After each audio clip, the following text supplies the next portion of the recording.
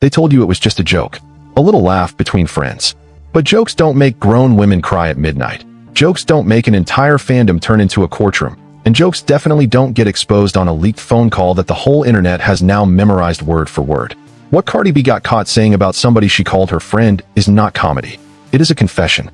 And by the time this video is over, you're going to understand why this one leaked call has quietly detonated every alliance in female rap. Why Cardi B is being called the exact thing she spent years accusing other women of being, and why the name Scratch Off is trending for all the wrong reasons. Stay locked in, because the layers to this are diabolical. We are back with another one, and baby, this one is heavy. Before we get into it, do me a favor, like, comment, and subscribe, because the way this story is moving, you are going to want to be here when the next chapter drops. Now let's get into the mess. A lot of people are finally waking up to something that some of us have been side-eyeing for a long time. Cardi B has been getting away with bullying certain female rappers and certain individuals, mostly women, all across the entertainment business, and the mask is officially off. Fans have been calling out the fact that Scratch Off has been getting bullied on social media, and the ringleader of it, allegedly, is the same woman who once stood on stages preaching female empowerment. Cardi B, one of Scratch Off's loudest supporters in public, one of her cruelest critics, allegedly, behind closed doors. And here's why everybody is now saying, as Latto, all over social media, as a running joke. She was exposed on a leaked call, talking crazy about Scratch Off, and the timing is what makes it sinister. She found out that Scratch Off had made amends with Ice Spice. And Cardi B does not like Ice Spice, because Ice Spice dissed her in a song. So in Cardi B's world, making peace with Ice Spice is treason. Being cordial with Ice Spice is betrayal. And Scratch Off, a grown woman, a new mother, an artist with her own career, was apparently expected to inherit Cardi B's enemies like they were written into a contract. Let me read you what the people are saying, because the streets are not letting this go. One fan wrote, and I quote, "IDK, maybe I'm too sensitive, but I feel bad for Scratch Off. I know it's a joke, but she just had a baby and the whole internet is dragging her over something someone she thought was her friend said." Read that again. She just had a baby, and the whole internet is dragging her, not over anything she did, but over something Cardi B said about her on a call that was never supposed to see daylight. And then another fan responded with the cold side of it, saying, "No, for real. Like, low-key, that's what she gets for teaming up with Cardi out of spite. But at the same time, Cardi is disgusting and cannot be trusted. If the phone call had never leaked, she would have acted like it never happened." Yikes. And that right there, that second part, is the sentence that should keep Cardi B up at night. Because it names the real crime, not the insult, the performance. If the phone call had never leaked, Cardi B would still be out here smiling in Scratch Off's face, calling her sis, posing for pictures, while privately carving her up. And a third fan just said it plain. Honestly, this is her karma. And we're going to sit with that word, karma, because karma is the skeleton key that unlocks this entire video. And let's slow down right here, because I need you to understand the anatomy of how this leaked call even became public, because leaks like this are never accidents. Somebody on that call pressed record. Somebody in her own circle decided the world needed to hear Cardi B in her rawest form. And that tells you everything about the temperature inside that camp. When your own room starts leaking, the house is already on fire. And notice the silent strategy that followed. No denial. No, that's AI. No, that's edited. Just the joke machine, the memes, the misdirection. Because when you can't refute the audio, you turn the audio into entertainment and hope the outrage drowns in the laughter. But it didn't drown. It spread. And it spread because it confirmed something the culture had been whispering for years. Every female rapper who ever went silent after a Cardi B collaboration. Every feature that never got a second single. Every woman who got close to Cardi B and then quietly got distant. The internet started pulling threads, and baby, the threads were attached to sweaters. This is why I keep telling y'all that timelines matter more than tweets. The timeline of Cardi B's friendships in this industry reads like a graveyard of alliances that all died the same death, right after the other woman started shining a little too bright, or talking to somebody she had stamped as an enemy. And think about the specific cruelty of the Ice Spice angle. Ice Spice is one of the youngest women in this game. Ice Spice dissed Cardi B in a song, and instead of handling that woman to woman, or bar to bar, the way rap has settled disputes for 50 years, the punishment was social. Anybody who makes peace with Ice Spice gets frozen out of the Cardi B kingdom. That's not hip-hop. That's high school with a recording budget. And Scratch Off walked right into the middle of it, probably thinking making amends with Ice Spice was just grown woman business, and found out on a leaked call that her friend had been keeping a scoreboard the whole time. Now, in my opinion, I'm probably more in the middle on this than most. Yes, Cardi B was dead wrong for calling Scratch Off out of her name on that call. There is no universe where that is excusable, but I also do not fully sympathize with Scratch Off, and I'm going to tell you exactly why. Because Scratch Off tried to run this exact same play on Nicki Minaj. Remember this super freaky grandma saga? Scratch Off tried to pin a whole narrative on Nicki Minaj because of who Nicki Minaj married. She weaponized somebody's husband to assassinate their character. And mind you, while Scratch Off was doing that, she was working with Dr. Luke. The same Dr. Luke that Kesha accused of the unthinkable. So the moral compass only spins when it's convenient. At the end of the day, Scratch Off is a walking contradiction, and both Cardi B and Scratch Off are receiving their karma in real time. Because let's be honest about the foundation of this friendship. Cardi B and Scratch Off only linked up, only started working together, because of their shared hatred for Nicki Minaj. That was the glue. Not artistry. Not sisterhood. Nicki Minaj. Yes, Scratch Off was in the WAP music video. But check the timeline like a detective, not a fan. Cardi B and Scratch Off did not start working together musically until after Scratch Off called Nicki Minaj out. The collaboration was a reward. The friendship was a transaction. And transactions like that always come with a bill. And here is where the poetry gets almost too perfect. Scratch Off leaked Nicki Minaj's text messages and DMs. Scratch Off built a whole moment off exposing private conversations. And now, someone Scratch Off thought was her friend has been exposed on a leaked call, calling her out of her name. The exact same weapon, turned right back around. You cannot script irony this clean. And I would bet you 100% that what Cardi B said on that call is how she really feels. Leaked audio doesn't invent feelings. It reveals them. Now, the defense brigade has one card to play, and they've been playing it hard. She was pregnant and emotional. No, stop it. Cardi B is always emotional. She is always yelling, always screaming, always acting a fool on somebody's timeline. Cardi B called herself slow a few days ago on Spaces. Her words, not mine. So we are not going to sit here and pretend this was one fragile moment from a woman otherwise known for measured, graceful restraint. This is the pattern. This is the setting Cardi B is factory shipped on. The pregnancy didn't write those words. It just couldn't stop them from coming out. And since we're keeping score, let's really sit with the Nicki Minaj of it all, because Nicki Minaj is the ghost at this entire dinner table. Scratch Off leaked Nicki Minaj's private messages, and the internet called it bravery. Cardi B built an alliance with Scratch Off on the foundation of opposing Nicki Minaj, and the internet called it sisterhood. Now the alliance has collapsed, the call has leaked, and suddenly everybody's got amnesia about how this friendship was built in the first place. Nicki Minaj doesn't have to say one word, and she hasn't. Nicki Minaj is somewhere minding her business while the two women who made opposing her a personality trait eat each other alive on the timeline. If that's not karma with a punchline, I don't know what is. And notice that in every single era of this story, the common denominator is Cardi B. Cardi B in the call. Cardi B in the alliance. Cardi B in the fallout. At some point we have to stop calling it a coincidence and start calling it a pattern. So I want to hear from you on this one specifically. Is Scratch Off a victim, a participant, or both at the same time? Because where you land on that question says everything about how you watched the last 5 years of female rap. And let's talk about what this really exposes, because this is bigger than one insult on one call. She did not like that Ice Spice and Scratch Off became cool. She didn't like it one bit. Because she has beef with Ice Spice, and in Cardi B's kingdom, her beef is supposed to be your beef, her enemies are supposed to be your enemies, and any woman who steps out of formation gets dealt with. Sound familiar? It should. Because Cardi B is everything they spent years accusing Nicki Minaj of being. Say it out loud with me. She is the mean girl who doesn't like female rap unity. She is the gatekeeper who smiles for the girls supporting girls photo op and then punishes any woman who won't fall in line. Every think piece they wrote about Nicki Minaj, every accusation, every she hates other women in rap headline, Cardi B just co-signed all of it, in her own voice, on her own call. And watch how the machine moved after the leak. The joke format. The as Latto memes. The dragging of a woman who just had a baby. None of that was organic. That is what a narrative rollout looks like when it's powered by a fan base that takes its cues from the top. Cardi B didn't have to say another word publicly. The call did the talking, the stands did the stomping, and Scratch Off got buried under a joke she never made. Meanwhile, Cardi B is out here playing the victim Olympics, the same way she always does when the smoke points in her direction.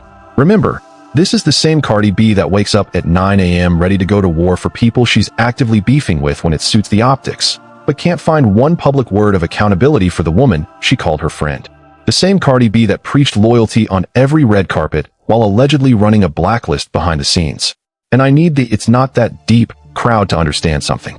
It is that deep, because for years, any criticism of Cardi B was labeled hate, labeled jealousy, labeled pick-me behavior, while she moved through this industry checking women, subbing women, and now, allegedly, humiliating the women closest to her. The call didn't create the pattern. The call confirmed it. And the internet finally has the receipt in Cardi B's own voice, which is the one receipt no PR team on this earth can refund. Now, moving on, because the audacity did not stop there. Doja Cat is pandering to the black community, and I'm going to say it with my whole chest, because her music is flopping and suddenly she has developed a deep, spiritual appreciation for black men. Doja Cat was on stream, and Doja Cat said that Pusha T and Pharrell have looked the same for 100 years, and she wonders what they're eating. Now, credit where it's due, Pusha T does look good. I'll give him that. The man is like 50 and aging in reverse. And Pharrell has been Benjamin Button ING for the last 20, 30 years. That part is true. But then Doja Cat said Morris Chestnut is beautiful. And look, Morris Chestnut is beautiful. That's just a fact of nature. But the timing, y'all. The timing. Some fans are saying Doja Cat is pandering to the black community because, let's just be honest, Doja Cat's music is flopping, and Doja Cat does not entertain or date black men. That has been the observation for years. But now, all of a sudden, Morris Chestnut is beautiful, and Doja Cat needs to know what Pharrell and Pusha T are eating? Interesting. Very interesting. It seems like Doja Cat is pandering, in my opinion, because at the end of the day, Doja Cat needs black men to support her music the way they supported Glorilla at one moment in time. You saw LeBron and several other male celebrities rally behind Glorilla during the FNF run. Glorilla also got that Rihanna cosign. That kind of cosign changes a career's gravity. And Doja Cat sees it. Doja Cat wants it. But with that being said, Doja Cat doesn't really have a lot of black men supporting her music because Doja Cat mostly entertains the Caucasians, okay, in the racist group chats. We have not forgotten the group chat era. We have not forgotten the chat room footage. The internet does not forget, it just waits. So it seems as though Doja Cat needs to get back in the good graces of the hip-hop male population before this next era drops. And I don't want to hear, oh, most of her fans are women. That's not necessarily true. There are a lot of men, straight or not, who support Doja Cat. But it has been evident, for years, that Doja Cat does not support black men the way they have supported her. Support is a two-way street, and Doja Cat has been driving down it in one direction with the high beams on. So you tell me in the comments, is this genuine appreciation, or is this a marketing plan wearing a compliment as a costume? And here's what makes the Doja Cat situation a case study instead of just a headline. Doja Cat is one of the most talented women in music, and I will never take that from her. The versatility is real. The star power is real. But talent has never been Doja Cat's problem. Trust is Doja Cat's problem. The fanbase remembers the chat rooms. The fanbase remembers the white supremacist adjacent controversy, the apologies that felt like they were read off a manager's iPhone, the "I never loved y'all" era where Doja Cat basically told her own fans to kick rocks. You cannot spend years telling your audience you don't need them, and then show up on stream name-dropping Morris Chestnut like a hall pass when the first week projections come back soft. And the Pharrell and Pusha T comments are the tell, because Pharrell and Pusha T are not random names. Pharrell is the godfather of the sound Doja Cat's newer material is chasing. Pusha T is credibility incarnate in the exact male hip-hop demographic Doja Cat needs. This is not a woman casually wondering about skincare routines. This is a woman building a bridge out loud, in public, on stream, hoping the right people clip it. And look, maybe I'm wrong. Maybe Doja Cat genuinely sat up one night marveling at Pharrell's face like the rest of us. But in this industry, when the compliments line up perfectly with the commercial needs, I don't call it a coincidence. I call it a rollout. And the saddest part is it didn't have to be this way. Because if Doja Cat had spent the last 5 years pouring into the community the way the community poured into her, she wouldn't need to rent Goodwill one stream at a time. Now, moving on from that, let's talk about something positive for a second, because Ayra Starr just did something historic. Ayra Starr, the star girl herself. Ayra Starr has set a new record for the most #1 Apple Music entries by an album from a female African artist in 2026, topping the charts in 10 countries. 10. That record surpasses Tyla's A Pop, which reached #1 in 6 countries. And just like that, the Ayra Starr versus Tyla debate, Ayra Starr against Tyla, fanbase against fanbase, has officially left the group chat and entered the timeline war room. Let me know how y'all feel about that. Is Ayra Starr going to be bigger than Tyla? And do you guys think her album was better than Tyla's A Pop? Now, in my opinion, I feel like they're still in the same boat. I don't think either one of them is bigger than the other yet. I don't think Ayra Starr really has a mainstream hit on this album, and Ayra Starr knows a record like that is the missing piece. I'm gonna go back and listen again, but I don't think she does. Records are beautiful, but records without a crossover record, an actual song the whole world is singing, that's a crown made of paper. And on the other side, that water girl, Tyla. Even though I've been streaming her, a lot of people are not checking for Tyla right now. And the reason is not the music. The reason is that people feel like Tyla has a nasty attitude. That's what I keep seeing on social media, over and over. I'm not supporting Tyla because she's got a nasty attitude. Tyla is cocky. Tyla be sneak dissing Rihanna. And they don't like that. You do not get to build your lane off a sound the queen paved, and then get cute with subliminals at the queen. And this is the lesson of the whole segment, so write it down. Tyla has to fix her attitude. Tyla has to read the room.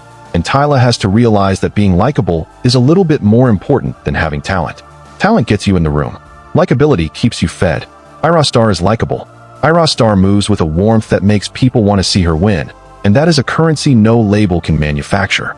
So Ayra Starr is bound, one day, to get ahead, and unfortunately for Tyla, if this attitude narrative sticks, Ayra Starr will surpass her.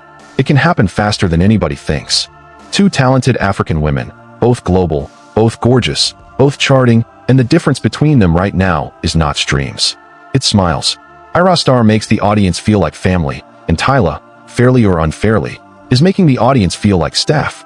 In this industry, that gap compounds like interest.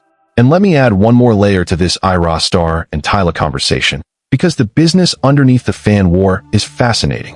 What Ayra Starr just did with 10 #1 countries is not just a stat, it's a map.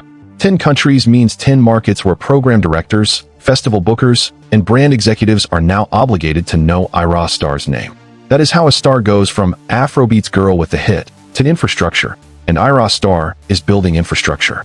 Tyla's a pop, doing 6 countries was already a statement, but Ayra Starr just moved the goalposts, and Ayra Starr did it without a single scandal, without a single sneaky interview answer, without one headline about attitude.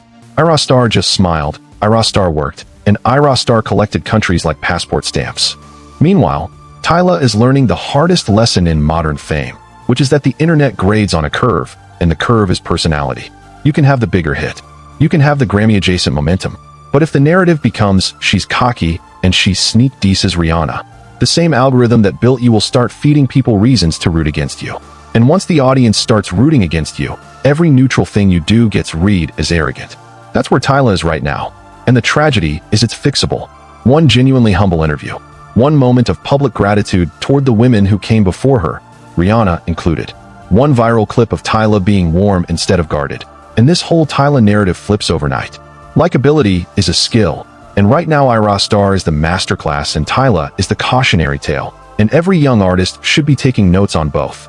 Watch how this plays out over the next 12 months, because I promise you one of these women is about to learn that lesson the expensive way. Now, moving on from that, brace yourself, because this next one is a chart obituary. Beyoncé and Cam'ron's remix has missed the Billboard Hot 100 completely. And I don't mean it debuted low. I mean the track is currently charting absolutely nowhere in the world. Not iTunes, not Apple Music, not Spotify, not even the Weather Report.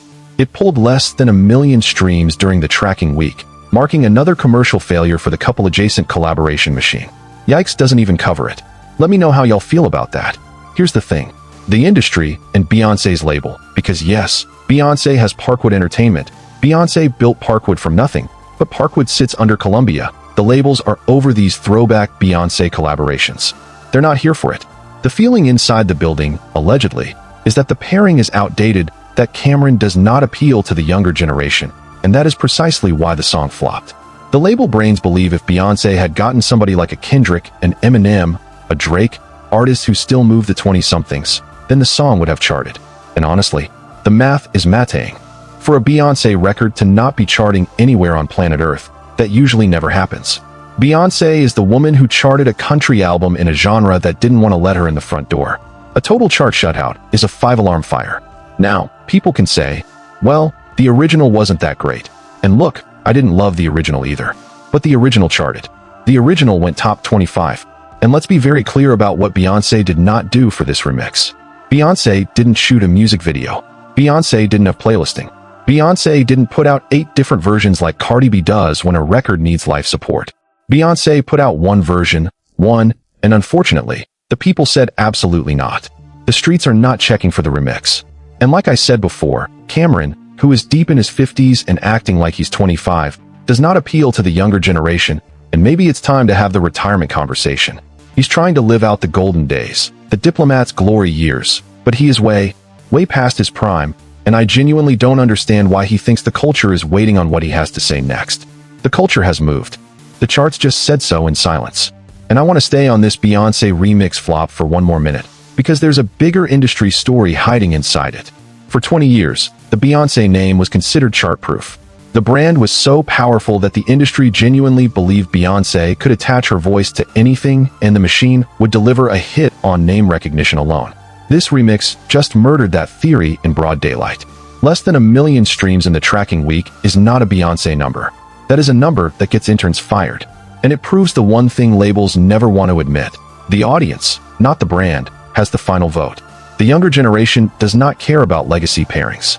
They don't care that a collaboration would have been iconic in 2004. They care about whether the record feels like right now, and a remix built around an artist's 50s, no matter how legendary, does not feel like right now to a 19-year-old with a playlist to fill.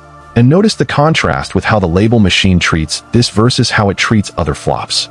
When Cardi B drops a record that underperforms, suddenly there's a deluxe, a remix, a second remix, 8 versions, a music video shot in a weekend, playlisting bought by the acre. When Beyoncé's remix flopped, what did we get? Nothing. Silence. One version and a prayer. Which tells me Columbia looked at the data, looked at the cost of resuscitation, and made a business decision to let it die quietly. That's how you know the internal verdict is in. The label isn't even mad at the flop. The label is mad at the pairing. And you can best believe the next Beyoncé collaboration meeting is going to look very different.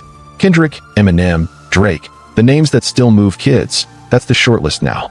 The era of the legacy remix is officially on life support, and this chart shutout is the flatline. And since we're on Cam'ron, let's finish this thought, because it connects directly to the Nicki Minaj and Drake situation. Now, I'm okay with Cam'ron clapping back at Drake and Nicki Minaj, only because they said things about him first. Fair is fair. If somebody names you, you get to answer. That's rap law. But he's dragging it out now, okay? Because Drake and Nicki Minaj haven't even responded. Silence. Crickets. Nothing. So Cam'ron continuing to swing at two people who are not swinging back starts to look less like defense and more like cardio. It looks like he's beating a dead horse in designer. Me personally, I would wait for them to respond and then respond. That's chess. What Cam'ron is doing is checkers with a megaphone. But here's the thing, and I need you to catch this, because this is the part the blogs keep missing. Cam'ron is trying to use Nicki Minaj and Drake for his album rollout. That's the play. That's been the play. And Nicki Minaj and Drake know that's the play. That is exactly why they haven't fully responded. It's not because they can't respond. It's not because they're scared to respond. It's because they're sitting back saying, he has an album coming out. If we respond, we boost his album sales. If we ignore him, he's not selling any albums. And that, right there, is power. Real power in this industry isn't the clapback. It's the chokehold of silence. Nicki Minaj has been in this game long enough to know that her name is a stimulus package, and she is not about to sign one over to a man trying to chart off her back. Drake knows the same math. So Cam'ron can keep swinging at the air, and every week they don't answer. The flop gets quieter and the point gets louder. And after what we just talked about with that remix, can anybody honestly argue the strategy isn't working? Now, moving on from that, the Recording Academy is considering revamping its new Asian pop category for the 2027 Grammys, and Billboard is reporting that discussions about the category have been held with representatives from K-pop, J-pop, C-pop, Indian music, and more, including labels like HYB, over the past weeks. Let me know how y'all feel about that, because this one has layers. Here's what's happening behind the curtain. The Grammy producers and the Grammy voters are a little bit frustrated with the backlash they received after BTS spoke out about how BTS should be in the regular pop categories instead of the Grammys building an Asian pop category. BTS and the BTS Army feel like a separate category is discriminatory, and BTS said so publicly. They feel like BTS should be able to compete with the Arianas, the Taylors, the Weeknds, even though the Weeknd is also boycotting, but we get the gist.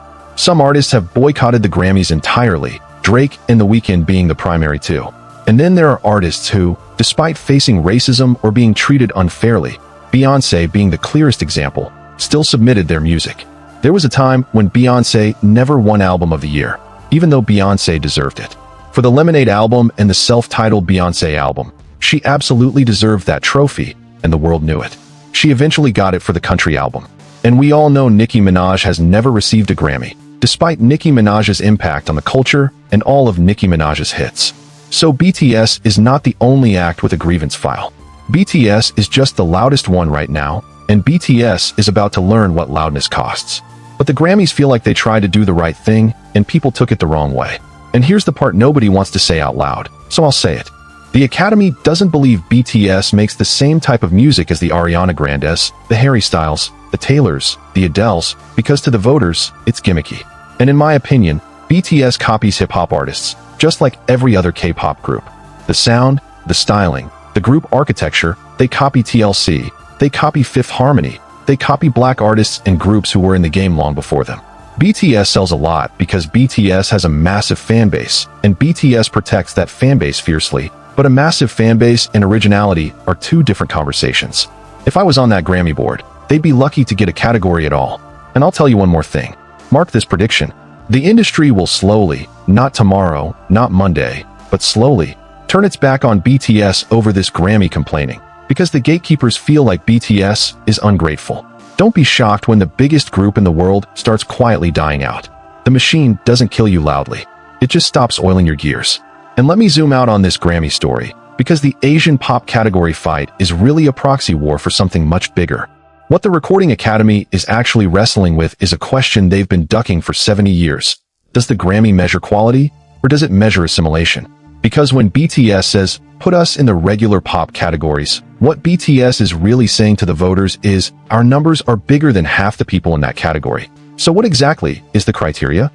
And the Academy can't answer that question honestly, because the honest answer is uncomfortable. The honest answer is that the Grammy has always rewarded a specific sound, a specific machine, a specific relationship network, and BTS, for all the sales, for all the stadiums, was built outside that network. Now, do I think BTS has a point about discrimination? Partially. The Grammys have a long, documented history of sidelining anybody who doesn't fit the mold. Ask Beyoncé about the Album of the Year snubs. Ask Nicki Minaj about the 0 trophies. Ask every rap album that got exiled to the rap categories, while pop-leaning white acts took the big room. The Academy's gatekeeping is real. But where I get off the BTS sympathy train is BTS refusing to acknowledge the other side of it. If your entire sound is built on borrowed hip-hop DNA, borrowed black group choreography, borrowed everything, then maybe the conversation about which category you belong in is not the persecution you think it is. Maybe it's the mildest possible consequence of being a very successful cover band of a culture. And the industry turning on BTS slowly. That's not a prediction I make lightly. I've watched this machine do it before. First the bookings dry up. Then the award invites get scheduling conflicts. Then the collaborations stop getting returned. The machine never announces the exile. Ask around about BTS in 2 years. It just happens, and one day everybody acts like it was always that way. Now, moving on from that, let's get into some relationship forensics, because a lot of fans are speculating that Alandria and Nick are back together. The evidence. Nick posted a red bottom shoe with a Rolex that Alandria allegedly bought him, and Nick was at the Four Seasons getting ready with Alandria for Jordyn Woods' wedding. Jordyn Woods is marrying Karl-Anthony Towns, and Alandria and Nick were both invited, both in attendance, both suspiciously coordinated.